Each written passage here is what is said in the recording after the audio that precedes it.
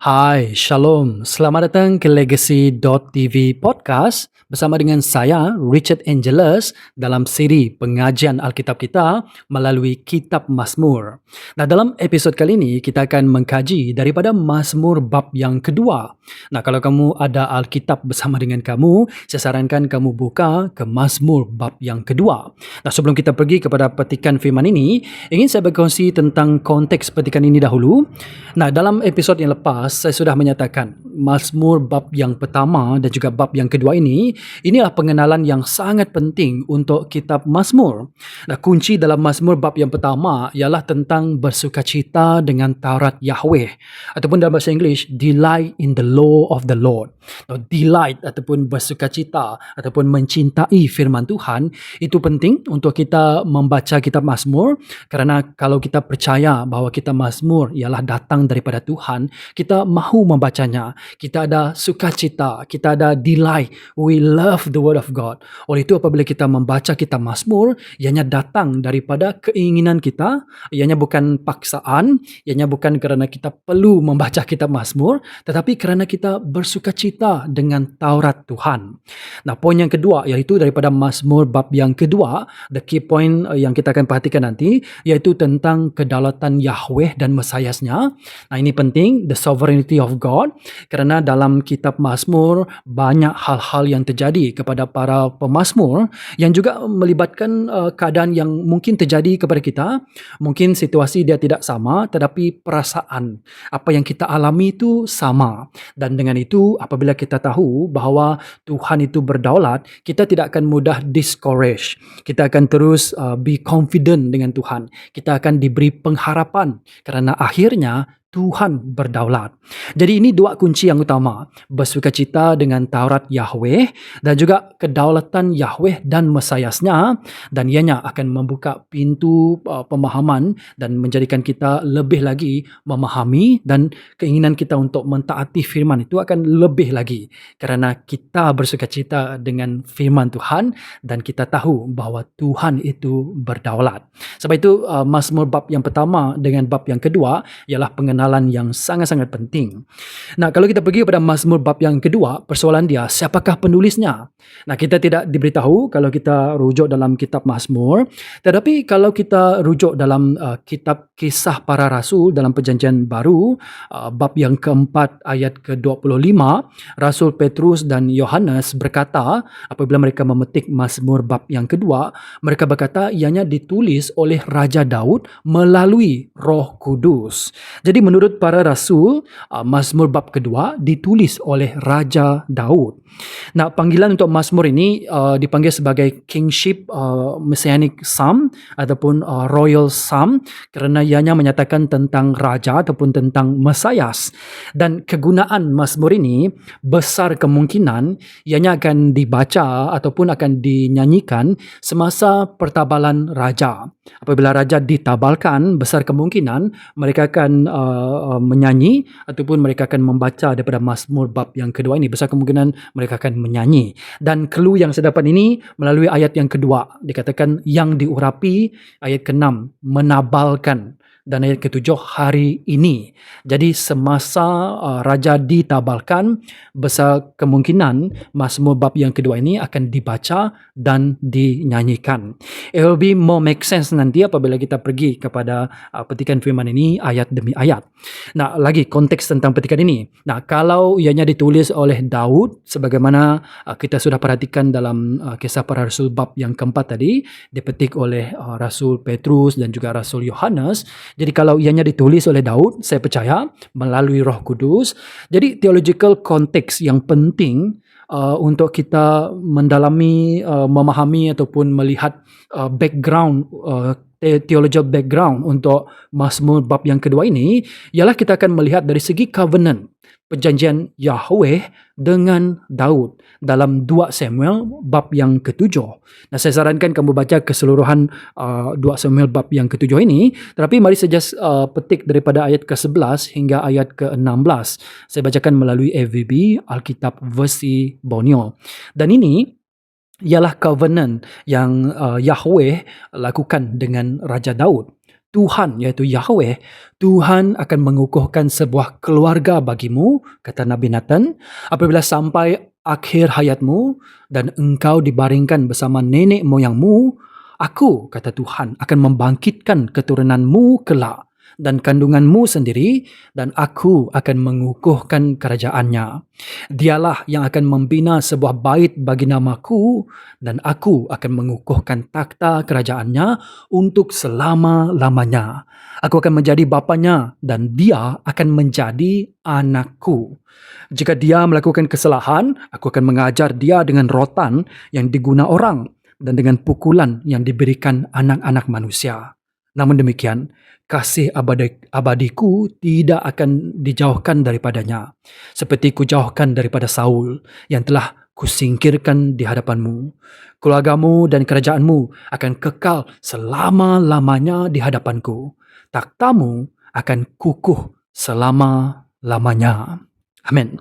Nah, jadi kalau kita perhatikan Mazmur bab yang kedua ini, sama ada ianya merujuk kepada petabalan Daud itu sendiri, dengan petabalan Daud itu sendiri, Mazmur bab yang kedua ini dibacakan ataupun ditulis oleh Daud, ataupun ianya merujuk kepada anak Daud yang seterusnya. Menurut konteks bab yang ketujuh ini, the immediate context dia ialah Raja Salomo. Dan juga bukan hanya Raja Salomo, dan konteks yang seterusnya, yaitu daripada keturunan Daud. Jadi yang akan menjadi raja di Yehuda di Yerusalem. Sebab ayat ke-6 mengatakan Zion. Zion ialah salah satu ayat untuk istilah untuk Jerusalem. Kalau kita katakan Bukit Zion, itu bermaksud di Yerusalem. Ayat yang ke-6. Jadi menurut immediate konteks Mazmur bab yang kedua, dan juga melalui rujukan kita perjanjian Yahweh dengan Daud dalam 2 Samuel bab yang ke-7, ianya mungkin merujuk kepada petabalan Daud sendiri ataupun petabalan anak-anak Daud yang akan datang, ataupun seterusnya iaitu Salomo dan juga raja-raja Yehuda yang seterusnya di Yerusalem. So this is the context untuk petikan ini. Tetapi kan kalau kamu baca kitab perjanjian lama, perjanjian pertama, dalam 1 Raja-Raja, 2 Raja-Raja, 1 dengan 2 Samuel, kamu akan mendapati selepas kejatuhan kerajaan Yehuda, Yerusalem ditawan dan bait suci dirobohkan, dan umat Israel, umat Yehuda secara spesifik, mereka berada dalam pembuangan ke Babel. Dan berakhirnya dengan Raja Zedekia ialah raja yang terakhir dalam keturunan kerajaan Yehuda. Nah, ini kamu rujuk dalam 2 Raja-Raja bab yang ke-25.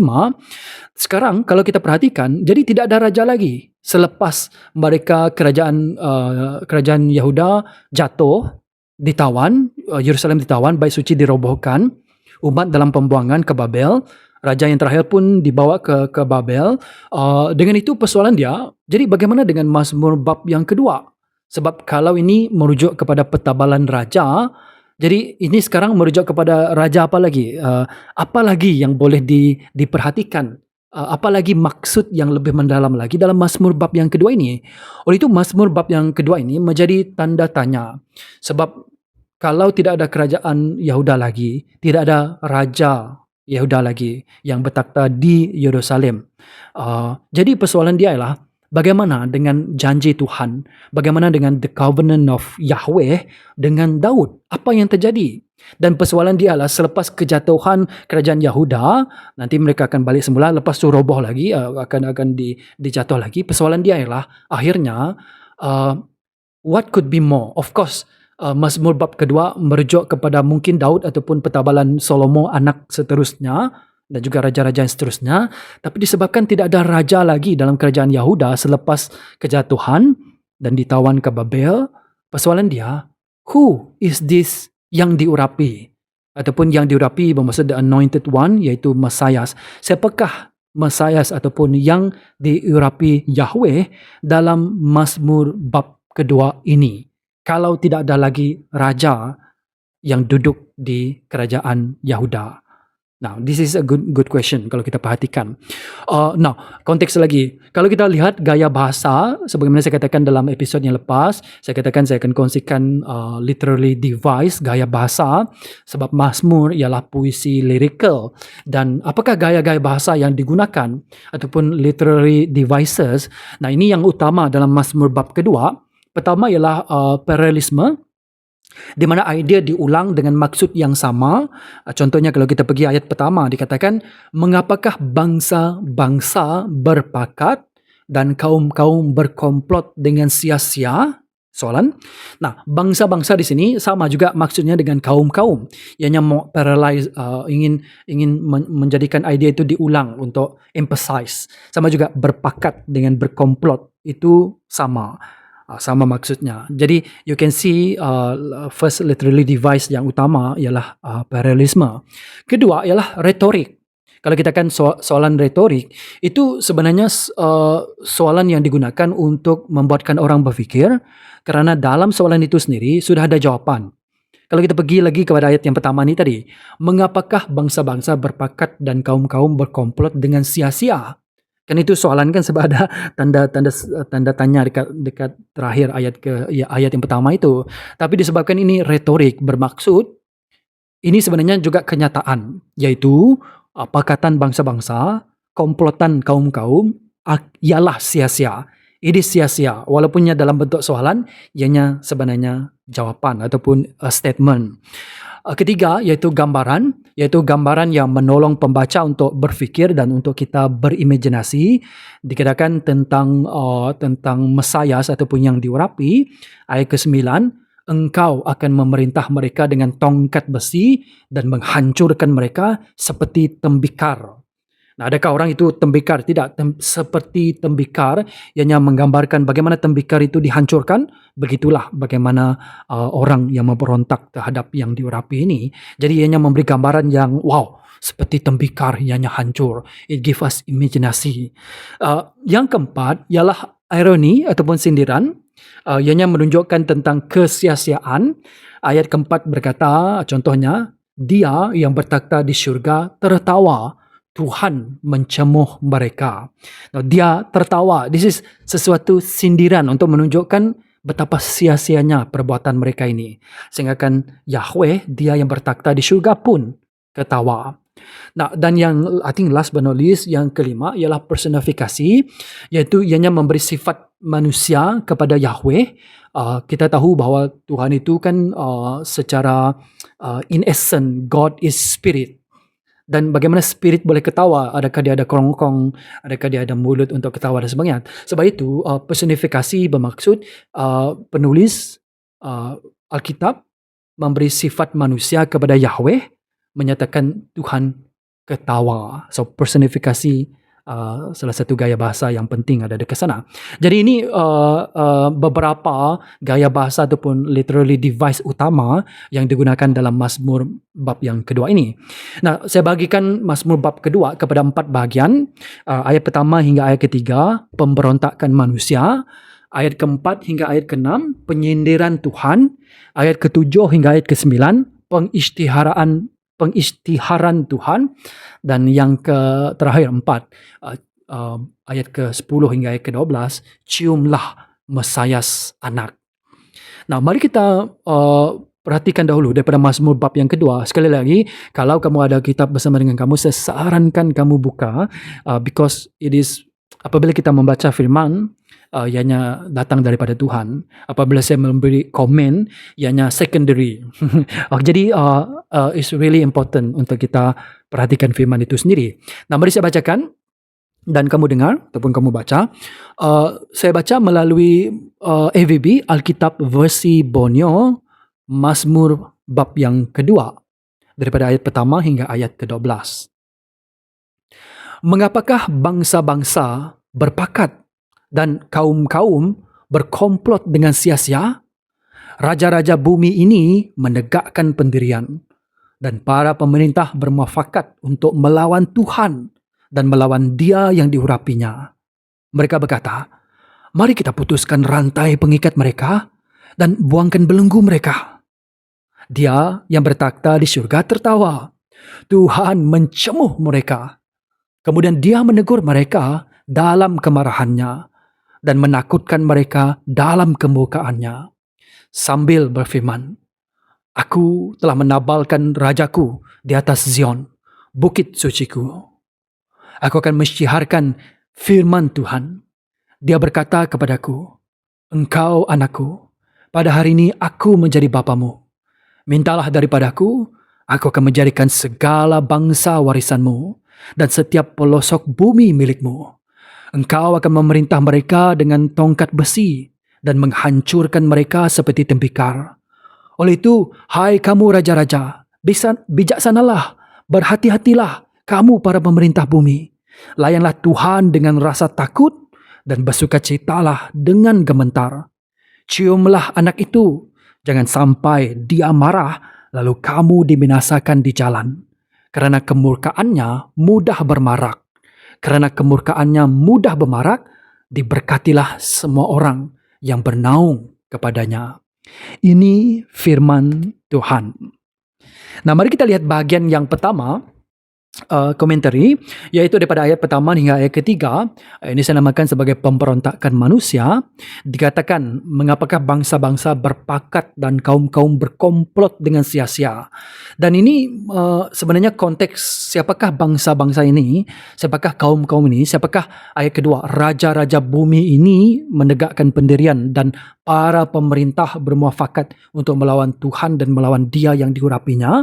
Nah, konteks bangsa-bangsa, kaum-kaum, raja-raja dan para pemimpin ini, plural semuanya, ini adalah bangsa-bangsa merujuk kepada bangsa bukan Israel pada masa itu, yaitu apa saja bangsa di sekeliling. Contohnya seperti Moab, seperti Edom, malah Mesir dan Syria dan sebagainya. Dan inilah apa yang dirancang oleh bangsa-bangsa, yaitu bangsa-bangsa bukan Israel pada masa itu. Dan gambaran yang diberikan kepada kita ialah mereka melawan ataupun mereka memberontak. Dan ini pemberontakan yang bukan kali pertama. Malah kalau kita lihat dari segi sejarah manusia, malah sejarah dalam kitab Kejadian saja kita sudah melihat ini bukan pemberontakan, ini bukan melawan yang kali pertama. Sekurang-kurangnya dalam kitab Kejadian, contohnya 3 kali pemberontakan terjadi. Pemberontakan yang sangat jelas yaitu dalam godaan ular, dalam Kejadian bab yang ketiga.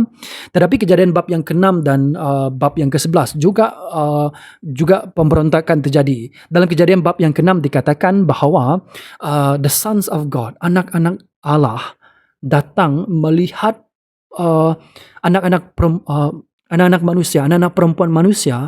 Mereka melihat mereka sangat cantik, lalu mereka mengambil pasangan untuk diri mereka sendiri. Dengan itu dikatakan dalam bahasa Inggeris, there will be anak yang dilahirkan, yaitu dipanggil sebagai Nephilim.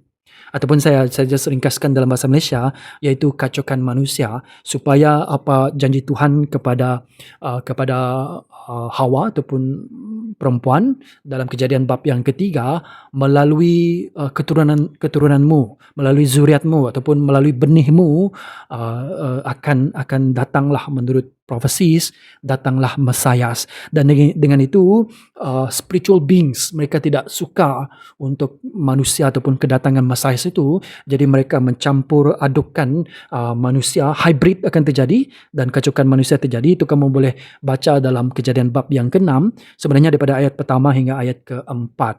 Dan pemberontakan yang ketiga yaitu Menara Babel. Dan ini pemberontakan yang sangat-sangat jelas. Mereka ingin mencipta nama untuk diri mereka sendiri. Of course saya ada komentari pemahaman saya sendiri tentang hal ini.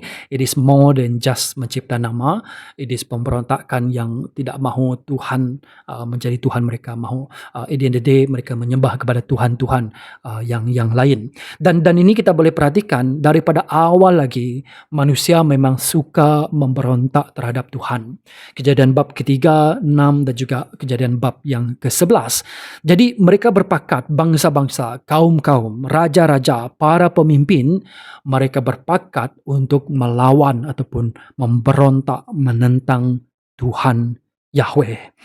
Dan kenapa? Ada 2 sebab. Pertama, I think sebab yang utama lah saya rasa, kerana mereka mahu mendapat otonomi Ayat yang ketiga, saya tidak letakkan di sini. Ayat ketiga, mereka berkata, mari kita putuskan rantai pengikat mereka dan buangkan belenggu mereka.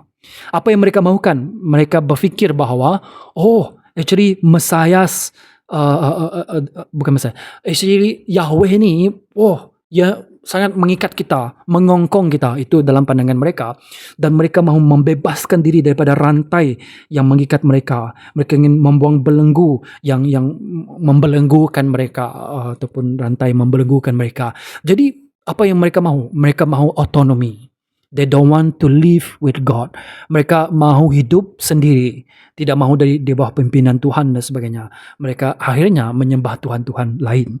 Dan selain daripada itu, mereka buta rohani, spiritual blindness, ada pengaruh-pengaruh roh-roh jahat, gila kuasa dan sebagainya.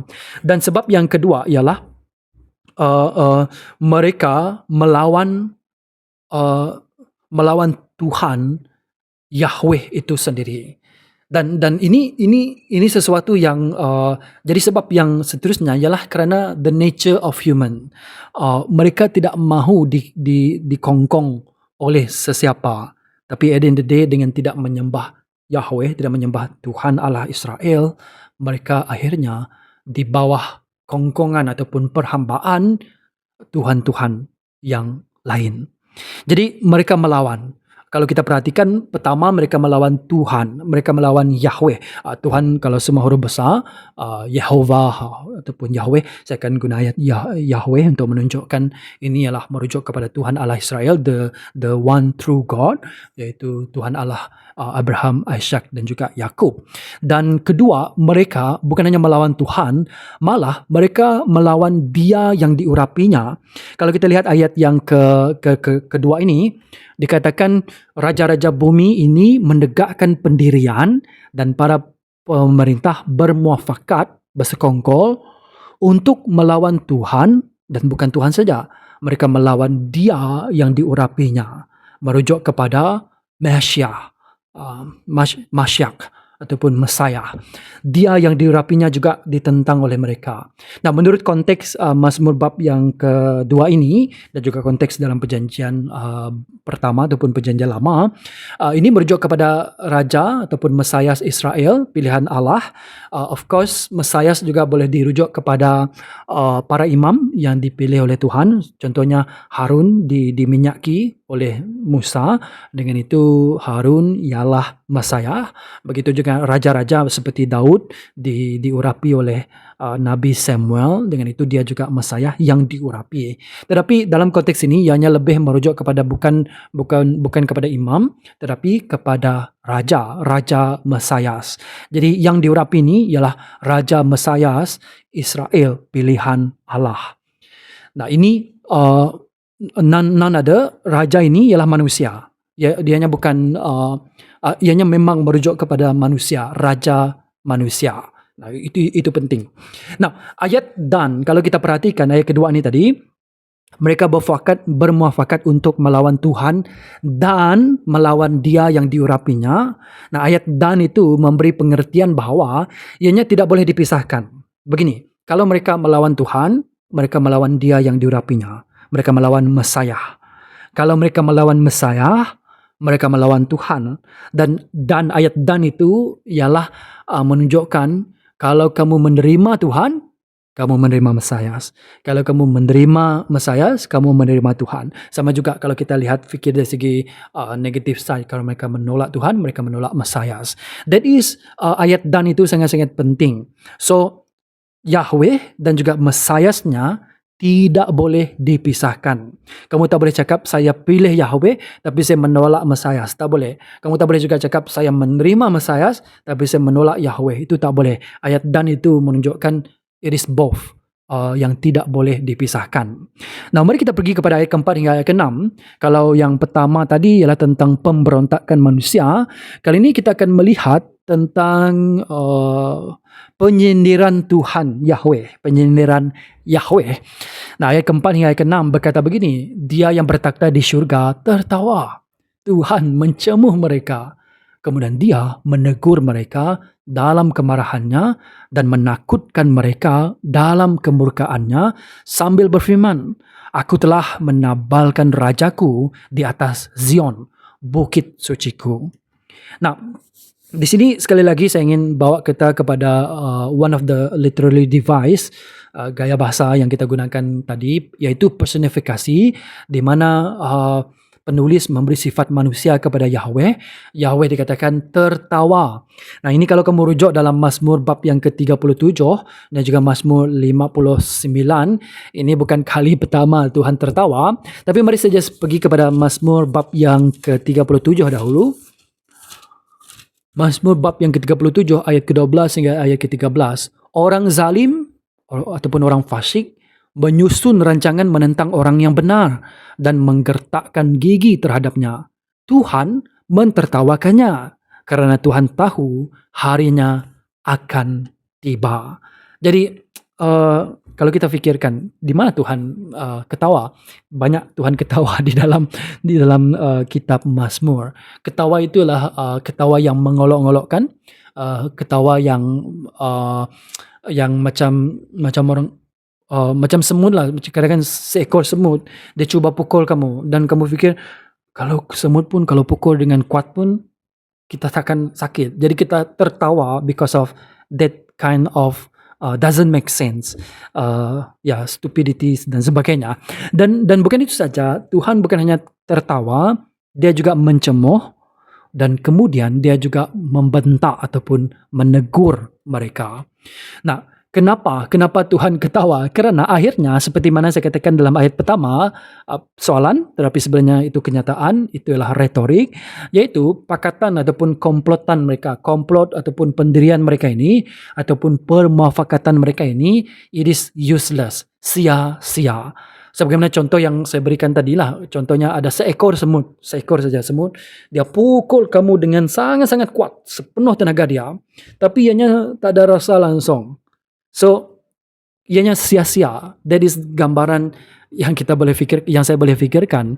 Dan bukan itu saja. Tuhan juga ketawa karena para pemberontak, walaupun mereka salah satu istilah untuk mereka adalah para pemerintah tadi kan, ataupun raja-raja. So, they as if mereka ada takhta. Tetapi Tuhan ketawa karena akhirnya mereka, para pemberontak, mereka tiada takhta yang kekal. Walaupun mereka raja, takhta mereka akan ada orang yang akan bertakhta selepas mereka akan mati, dibunuh ataupun mati secara natural, whatever it is, takhta mereka tidak akan kekal selamanya. Dan walaupun mereka ada kuasa, mereka hanya berkuasa di bumi.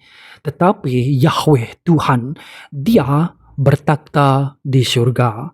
Ayat keempat, dia bertakhta di syurga. Dialah yang ketawa.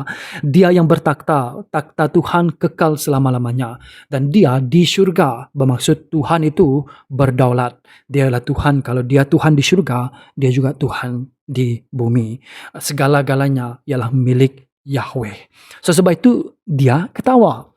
Nah, apakah respon Tuhan? Yes, walaupun Tuhan betul dia ketawa, dia murka, tapi dia bukan hanya ketawa, dia bukan hanya murka. Dia bertindak dengan menegur ataupun berfirman kepada mereka dulu. I think this is menunjukkan belas kasihan Tuhan.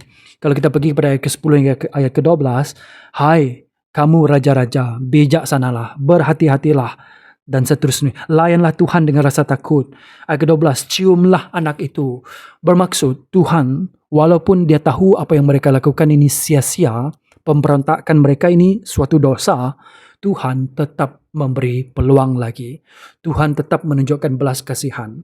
Tuhan masih lagi menegur mereka supaya mereka berubah. Menarik kan Tuhan? He is a very gracious God. Nah, dalam pemberontakan mereka, Tuhan tidak takut. Even dalam pemberontakan mereka, ataupun semasa mereka memberontak, dalam keadaan memberontak, the period of rebellion dan sebagainya, Tuhan tidak takut. Malah Tuhan bukan hanya tidak takut, dia menabalkan rajanya. Ayat yang ke-6, Aku telah menabalkan rajaku di atas Zion, bukit suciku. You see, God is not afraid God. God is not a coward God. He's the one yang sangat-sangat berani. Dia tidak takut. Malah dalam pemberontakan mereka, Tuhan sempat lagi menabalkan rajanya, yaitu Mesias pilihannya di Yerusalem. Sekali lagi, Zion ataupun Bukit Zion merujuk kepada Yerusalem ataupun dipanggil sebagai Bukit Allah ataupun Bukit Suci, dan ianya bukan di syurga, ianya di Zion, di Yerusalem. Jadi raja yang ditabalkan ini ialah raja manusia. Okay? Confirm. Nah, dengan adanya raja ini, para pemberontak seharusnya berasa takut. Sekali lagi, mereka ingin menentang Tuhan, tapi Tuhan itu bertakhta di syurga. Tetapi sebagaimana saya katakan tadi, sesiapa yang menerima ataupun menolak Yahweh, mereka akan menerima ataupun menolak Mesias Allah itu. Jadi dengan adanya raja, the king, raja ini, para pemberontak akan ataupun seharusnya takut.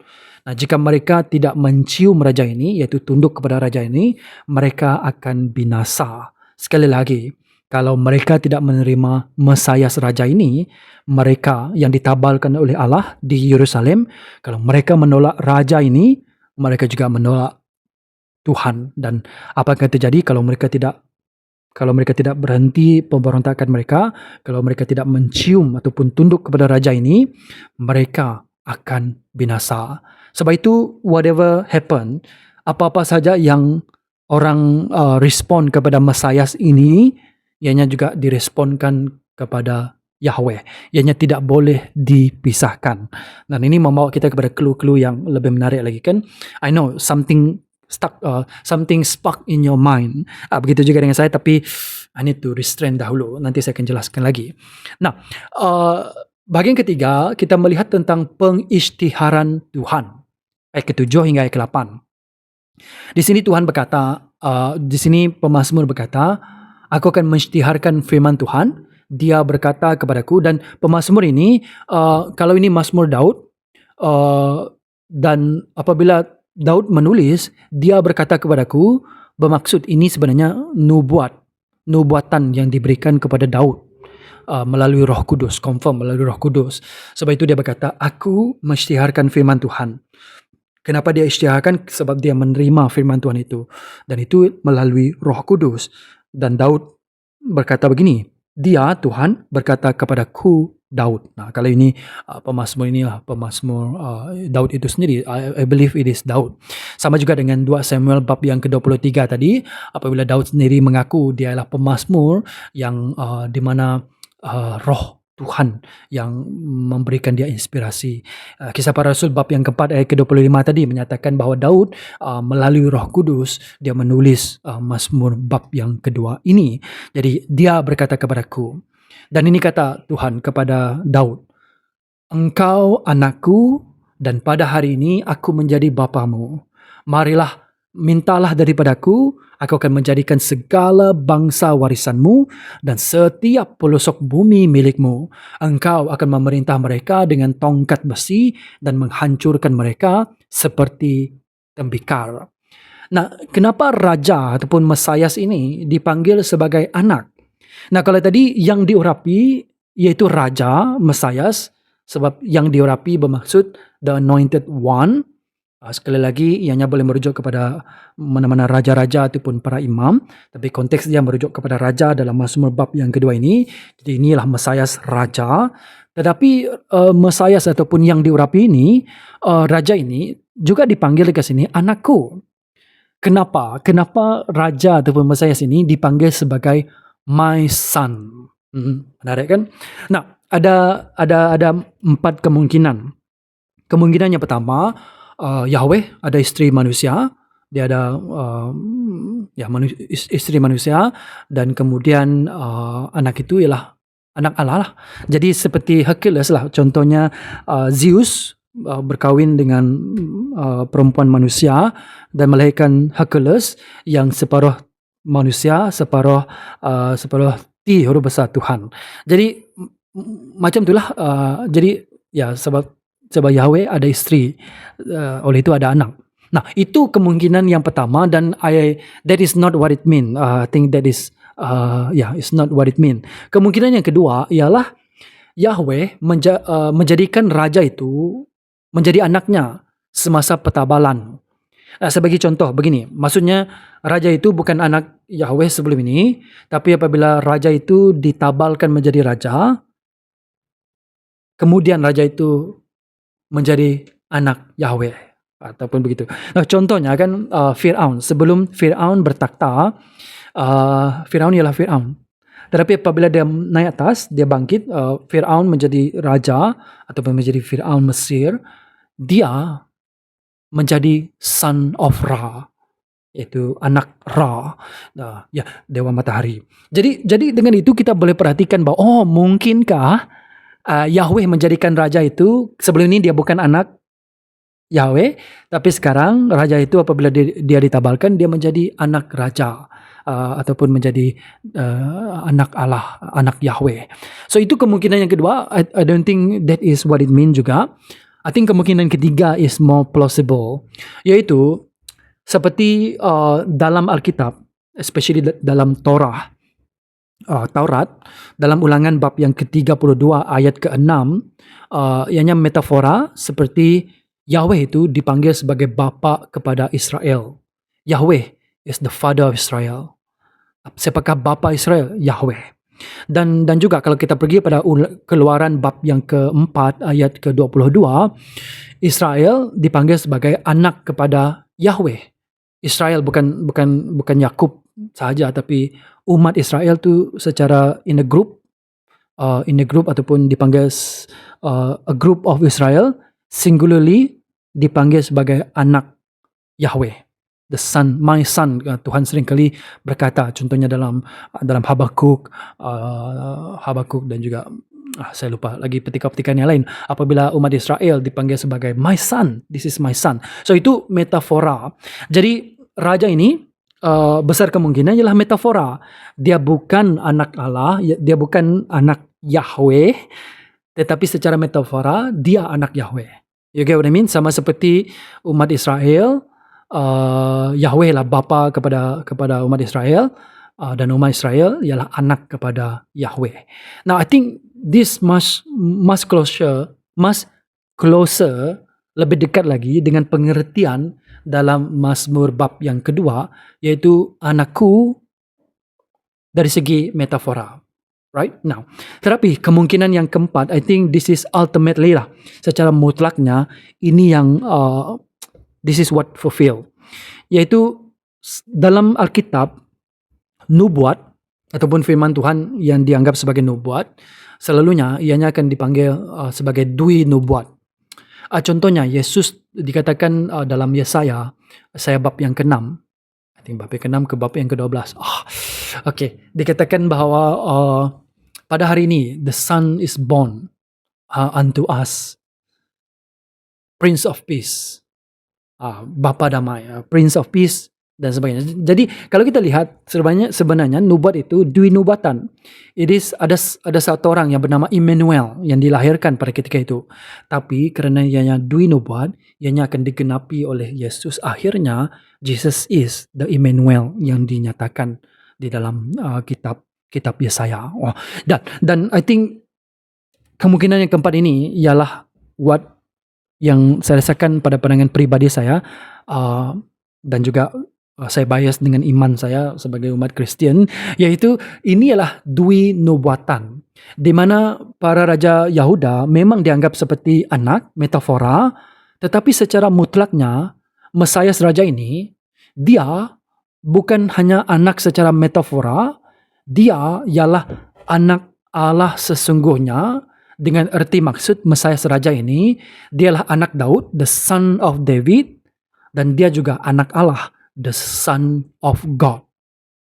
Nah, bagaimana ini boleh terjadi? Bagaimana boleh Mesias ini, dia anak manusia, in the sense yang dia ialah manusia lah, sebagaimana saya katakan tadi, konteks dalam Mazmur bab yang kedua ini, yang diurapi Mesias anak itu, this is merujuk kepada Mesias raja, yaitu Mesias manusia. Jadi yes, Mesias raja ini ialah anak Daud, manusia, tetapi dia juga ialah anak Allah, the son of God, dengan membawa dui maksud itu, engkau anakku merujuk kepada anak dari segi keturunan Daud, dan juga anakku merujuk kepada anak Yahweh, anak Allah, anak Daud. Nah, kalau kita pergi kepada Daniel bab yang ketujuh, ayat ke-13 hingga ayat ke-14, di sini ini sangat-sangat famous. Dikatakan tentang anak manusia. Nah, anak manusia bermaksud anak manusia is a human being. Tapi pada masa sama anak manusia, kalau kita lihat konteks ini, dia juga ilahi. Nah, Daniel bab yang ke-7 ayat ke-13 hingga ayat ke-14, aku, kata Daniel, terus memperhatikan dalam penglihatan pada malam hari itu. Tampaklah seorang seperti anak manusia, the son of man, datang dengan awan-awan langit. Nah, itu hanya Tuhan saja yang boleh datang dengan awan-awan langit. Baal ataupun Tuhan, tapi Baal is not in this picture. Nampaklah seorang seperti anak manusia datang dengan awan-awan langit. Dia sampai kepada yang abadi, the ancient one, yang dibawa ke hadiratnya. Jadi ada perbezaan. Ancient one dengan anak manusia ini ada perbezaan. Ancient one ini I see this as Yahweh. Tetapi anak manusia ini datang ke hadiratnya. Ayat ke-14. Lalu dikurniakan kepada anak manusia ini kekuasaan, kemuliaan, dan kedaulatan, sehingga semua orang daripada segala suku, bangsa, dan bahasa beribadat kepadanya. Kekuasaannya ialah kekuasaan kekal yang tidak akan lenyap, dan kerajaannya tidak akan binasa. Nah, kalau saya just ambil satu poin ke sini, semua akan beribadat kepadanya. Tak boleh beribadat kepada yang abadi, confirm, sebab itu Yahweh. Tetapi beribadat kepada anak manusia ini sesuatu yang kontroversi. Mana boleh beribadat dengan manusia? Unless dia ialah ilahi. Dia ialah Allah. Dia ialah Tuhan juga. Oleh itu, akhir sekali, kemungkinan yang keempat ini merujuk kepada, I think kemungkinan yang ketiga is what it meant dalam Mazmur bab yang kedua. Apa yang dimaksudkan dalam Mazmur bab yang kedua merujuk kepada anak dari segi secara metafora. Contohnya keturunan Daud bernama Salomo. Tapi mungkin kita pergi kepada Josiah lah. Kita pergi kepada Josiah. Nah, Josiah dia juga dalam petabalan dia sebagai raja, dia juga dianggap secara metafora anak Allah. Engkau anakku, pada hari ini aku menjadi bapamu, anak Yahweh. Tetapi ianya dari segi metafora saja. Ultimately, ini adalah dui nubuat. Ini yang saya maksudkan. Akhirnya, Mesias Raja ini, dia memang manusia. Sebab dia datang daripada keturunan Daud, the son of David. Tapi dia juga akhirnya bukan hanya metafora, tetapi secara mutlak ataupun secara reality, dia ialah anak Allah, the son of God. Sebagaimana kepribadian anak manusia dalam Daniel bab yang ke-7 ini. Ultimately, it shows that anak ini ialah anak Daud, yaitu keturunan Daud, dan juga anak Allah, the one yang akan disembah juga. Ya, nah, apa kata rabai orang Yahudi? Mari saya just cepat-cepat sikit. Apa kata rabai orang Yahudi tentang siapakah anak ini, siapakah Mesias ini? Dan anak ini selepas kejatuhan Yahuda, sekali lagi, sebelum kejatuhan Yahuda, semua menganggap bahwa anak ini ialah Mesias. Anak ini ialah daripada keturunan Daud lah, Daud dan juga keturunan Daud. Tapi selepas kejatuhan Yahuda, persoalan timbul sebab tidak ada anak Daud lagi. Kerajaan Yahuda sudah runtuh. Jadi selepas kejatuhan Yahuda, bagi para rabai ataupun para guru di orang Yahudi, siapakah anak itu? Contohnya, rabbinic interpretation pada abad yang ke-13 hingga abad ke-17, mereka melihat anak ini sebagai Mesias. Dan dia akan mengetahui peperangan pada akhir zaman, menentang Gog dan juga Majuj. Yaitu dalam Ezekiel bab yang ke-38 dengan ayat bab yang ke-39. Ada juga mengatakan dalam Talmud, ini merujuk kepada the Mesias, anak Daud. Tapi mereka tak khususkan siapakah orang itu. Tapi Talmud percaya anak ini merujuk kepada ultimately ialah the Mesias, anak Daud. Nah, Shlomo Yitzhaki ataupun Rashi, I like Rashi, saya baca komentari dia kadang-kadang. Dia berkata bahawa ini memang bukan merujuk kepada Yesus, tapi ini merujuk kepada Daud sendiri, amen, dan juga merujuk kepada future Messias, which is I agree. Tetapi ini digenapi oleh Yesus at the end of the day. Ya, sebab Mesias, Yesus akan datang kali kedua nanti. Jadi dia katakan ini bukan Yesus sebenarnya, ini Daud ataupun Mesias yang akan datang nanti. Nah, bagi David Kianchin, Radak yang dikenali sebagai Radak, dia berkata hal yang sama dengan apa yang Rashi katakan, tetapi dia menekankan bahwa actually ini betul-betul ini bukan Yesus. Siapakah anak itu? Siapakah Mesias itu? Dia bagi possibilities Daud, future Messiah dan sebagainya. Dia pun tidak pasti. Dan juga dia juga mengatakan Messiah ini akan berperang pada akhir zaman, juga menentang Gog dan juga Majuk. Tapi dia tak boleh pinpoint siapakah anak ini, siapakah Messiah ini. Tetapi dia ingin menekankan ini bukan Yesus. So ini macam tak berapa rasional lah, sebab dia memang tak mau percaya yang anak ini ialah Yesus. Nah, tetapi kebanyakan mereka rabai berkata bahawa ini ialah Mesias anak Daud yang akan datang. Nah, kita sudah tahu bahawa selepas abad ke-13, abad ke-17, Yesus memang sudah lama sudah datang, tapi mereka masih lagi menunggu kedatangan Mesias ataupun Daud ini. Oleh itu mereka reject Jesus. I think rejection mereka itu ialah more to mereka mau reject Christianity lah sebenarnya. I really believe that. Jadi tapi itu kata-kata rabai. Tapi apa kata para rasul dalam perjanjian baru? Apa kata perjanjian baru? Which is I believe in perjanjian baru. Which is bias kan. Nah, siapakah anak itu? Nah, ini tidak lain tidak bukan. Ini ialah Yesus orang Nazaret. I know this is masih lagi kategori komentari, tapi I just want to highlight Mazmur bab kedua ini sangat-sangat penting. Kenapa kita percaya? Kenapa saya percaya bahwa anak ini, Mesias ini ialah Yesus orang Nazaret. Ini Yesuslah Mesias dan anak Allah itu. Kalau kita pergi kepada Markus bab yang pertama ayat ke-11, semasa pembaptisan Yesus dikatakan suara daripada langit. Itu tidak lain tidak bukan suara Bapa, engkaulah anakku yang kukasihi, denganmu aku berkenan. You are my son, in you I am well pleased. Engkaulah anakku. Markus bab yang ke-9 ayat ke-7 iaitu what do you call this? Transfiguration. Apa dalam bahasa Malaysia? Transfiguration ataupun kemuliaan Yesus dinampakkan di atas bukit, di atas gunung. Suara itu juga mengatakan, tak lain tak bukan ini suara Bapa, inilah anakku yang kukasihi, dengarlah kata-katanya. Inilah anakku. Ini memberi clue kepada Mesias, kepada Mazmur bab yang kedua. Kisah para Rasul bab yang keempat, sekali lagi ayat ke-24 hingga ayat ke-27, melihat bahawa para pemberontak dalam Mazmur bab yang kedua ialah sebenarnya mereka yang telah menentang Yesus, yang membawa Yesus ke kayu salib, para pemerintah orang Yahudi dan juga para pemerintah Rom. Itu diklasifikasikan sebagai mereka yang melawan hamba suci Tuhan, hamba suci Yahweh. Dan siapakah hamba suci itu? Kisah para Rasul bab yang keempat ayat ke-27 menyatakan bahawa mereka melawan hamba suci Tuhan, hamba suci Yahweh, Yesus yang telah kau urapi itu. Jadi tidak lain tidak bukan para Rasul melihat Mazmur bab kedua itu digenapi oleh Yesus.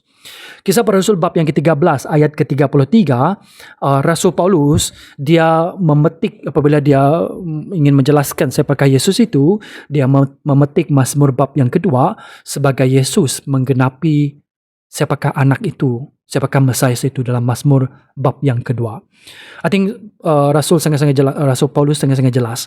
Dalam Ibrani bab yang pertama ayat ke-15 juga memetik Mazmur bab yang kedua untuk membuktikan bahawa Yesus lebih besar daripada para malaikat. Macam mana? Sebab Yesus ini ialah anak Allah. Ibrani bab yang kelima ayat kelima juga memetik Mazmur bab yang kedua untuk menunjukkan kerendahan hati Yesus. Roma bab yang pertama ayat ketiga hingga ayat keempat menyatakan bahawa Yesus ialah anak Daud, anak Allah, dan Yesus ialah Mesias Tuhan. Dan Wahyu bab yang 12 ayat ke-5 dan juga Wahyu bab yang ke-19 ayat ke-15, Yesus memerintah dikatakan dengan tombak besi ataupun tongkat besi, dan inilah yang dinubuatkan dalam Kejadian bab yang ke-49 ayat ke-10 merujuk kepada keturunan Yehuda. Keturunan Yehuda ialah keturunan Daud, dialah yang akan memerintah dengan tombak besi ataupun tongkat besi. Malah dalam Wahyu menggenapi bahwa Yesuslah Mesias dan anak Allah itu. Jadi tidak lain tidak bukan, kalau kita pergi balik kepada Daniel bab yang ke-7 tadi, ayat ke-13 hingga ayat ke-14, Yesus menggenapi siapakah anak manusia itu. Karena memang Yesus adalah anak manusia, dia datang ke dunia kan, kalau kita perhatikan, dia menjadi manusia dalam Yohanes bab yang pertama, dia manusia ilahi. Dia anak manusia, dan pada masa sama, dia juga Mesias Raja. Lihat, Tuhan Yahweh telah menabalkan dan juga menobatkan Mesias anaknya, dan itu tidak lain tidak bukan digenapi secara mutlak oleh Yesus, karena Yesus adalah anak manusia itu dan dia ialah Mesias Raja. Dia sepenuhnya manusia, oleh itu dia layak untuk bertakhta, dan dia juga sepenuhnya ilahi, sebab itu semua akan menyembahnya, akan worship Yesus Kristus, Yesus Mesias. Wow, I think this is very very interesting. Nah, mari kita pergi kepada petikan yang terakhir, yaitu ciumlah Mesias anak itu, ayat ke-10 hingga ayat ke-12. Oleh itu, oleh kerana Tuhan telah menabalkan Mesiasnya untuk bertakhta di Zion, yaitu di Yerusalem, dan mereka memberontak terhadap Tuhan dan juga yang diurapinya. Oleh itu warning dia begini, oleh itu hai kamu raja-raja, bijaksanalah, berhati-hatilah para pemimpin bumi. Layanlah Tuhan dengan rasa takut dan bersukacitalah dengan gemetar. Ciumlah anak itu, jangan sampai dia marah lalu kamu dibinasakan di jalan, karena kemurkaannya mudah bermarak. Diberkatilah semua orang yang bernaung kepadanya. Nah, di sini sekali lagi saya ingin tegaskan kepada kita, walaupun Tuhan marah, walaupun Tuhan murka kepada para pemberontak, dia tidak terus menghukum mereka. Dia boleh menghukum mereka, mereka layak dihukum, tetapi Yahweh terlebih dahulu menegur mereka dalam ayat ke-5. Dan dalam ayat ke-10 hingga ayat ke-12 ini memberi amaran, ada 3 hal yang mereka harus lakukan. Pertama, mereka harus bijaksana. Dalam bahasa Inggris, be wise, dalam ayat ke-10, yaitu fikirkan dalam-dalam dahulu. Ingat, segala yang mereka lakukan ini akan sia-sia. So be wise, bijaksanalah, think about it. Dan kedua, harus ada takut akan Tuhan. Takut dan bersukacita, dikatakan sini, layanlah ayat ke-11, layanlah Tuhan dengan rasa takut dan bersukacitalah dengan gemetar. Nah, takut dan bersukacita itu 2 tema yang sangat-sangat besar dalam kitab Mazmur dan kitab Amsal. Kita harus bersukacita di dalam Tuhan. Tapi bukan itu sahaja, kita harus takut akan Tuhan juga. The fear of the Lord is the beginning of wisdom. Jadi, if they betul-betul wise, ada kebijaksanaan, mereka akan takut akan Tuhan. Last but not least, mereka disuruh untuk tunduk kepada anak itu. Kalau kamu lihat ayat ke-10 hingga ayat ke-12 ini, lebih lagi ayat ke-12, dikatakan ciumlah anak itu, Mesias yang bertakhta di Zion itu, Mesias Yahweh, Mesias Raja Israel, dan juga seluruh bangsa, karena semua bangsa disuruh untuk mencium anak itu. Jangan sampai dia marah lalu kamu dibinasakan. You see, tunduk ataupun cium kepada anak itu sebagai dia, untuk menunjukkan bahwa dia ialah seorang raja. Semua orang, termasuk umat Israel sendiri, harus tunduk dan berlutut kepada anak Yahweh ini. So 3 hal yang mereka harus lakukan, dan 3 hal yang orang yang belum percaya, malah orang yang percaya juga harus terus-menerus melakukan. Pertama, be wise, bijaksana, jangan menentang Tuhan. Ianya sia-sia, confirm sia-sia. Ya, bijaksanalah. Kedua, harus ada takut akan Tuhan. Ketiga, tunduk ataupun cium kepada anak itu. Bermaksud, let us worship the son, ataupun let us pay homage ataupun respect kepada anak ini, kerana anak ini ialah anak Allah. dan ianya merujuk kepada Raja Israel pada ketika itulah kan. Tapi ultimately, sebagaimana saya katakan tadi, ianya merujuk kepada Yesus, Dwi Nubuatan. Nah, sesiapa yang melawan Yahweh dan anaknya akan dibinasakan. Tetapi sesiapa yang takut ataupun bersukacita dalam Yahweh dan anaknya akan diberkati. Inilah yang saya katakan tadi, ianya tidak boleh dipisahkan. Kalau kamu melawan Yahweh, kamu melawan anaknya.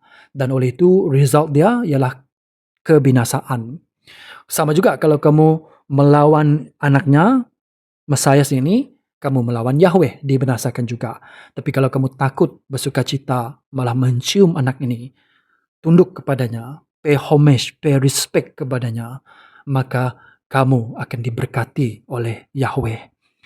Diberkatilah semua orang yang bernaung kepadanya. Ini juga hal yang sama dibincangkan dalam Markus bab yang pertama, tema berkat dan juga binasa. Nah, mari saya just kongsikan dengan kita 3 kesimpulan yang I think I just want to emphasize. Sudah dinyatakan, emphasize lagi. Pertama, Yahweh iaitu Tuhan, berdaulat ke atas segala bangsa. You see, tidak ada gunanya bangsa-bangsa, raja-raja, orang yang tidak percaya menentang Tuhan Yahweh. Sebab akhirnya semuanya akan sia-sia. Dan ini juga memberi good news kepada kita. Kalau Yahweh berdaulat ke atas segala bangsa, marilah kita menyerahkan diri kita kepada Yahweh. Marilah kita datang dan menyembahnya.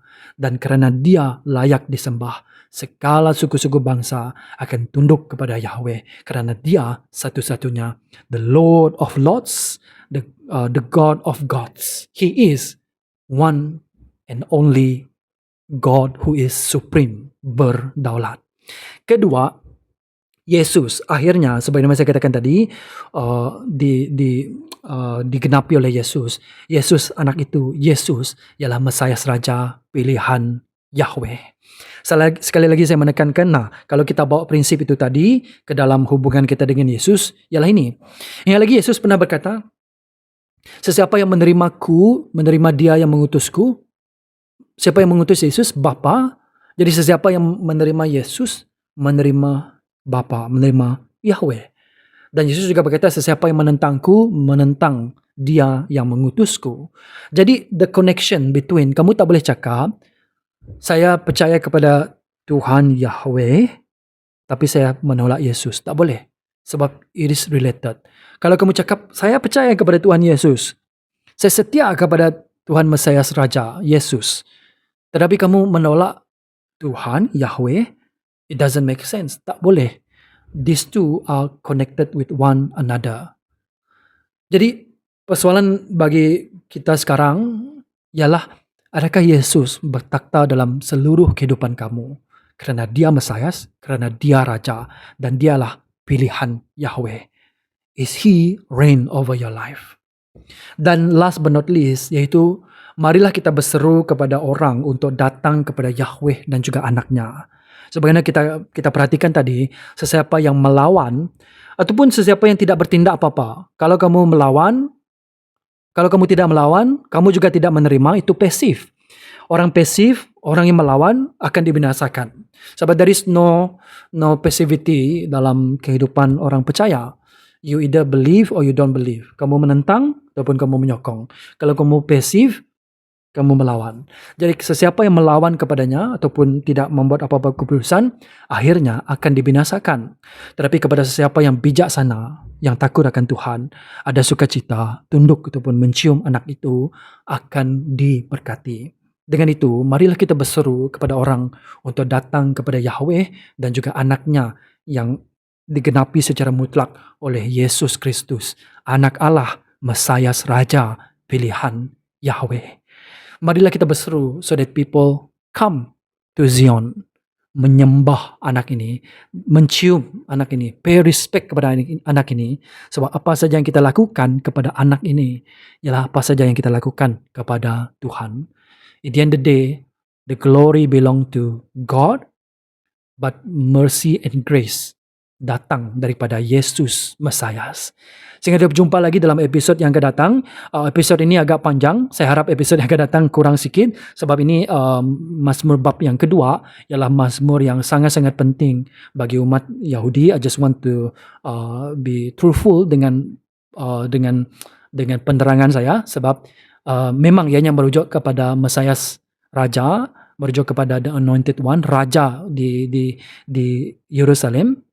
Tetapi akhirnya saya juga want to say, at the end of the day, Yesuslah Mesias Raja itu. Dialah anak Allah itu secara mutlak.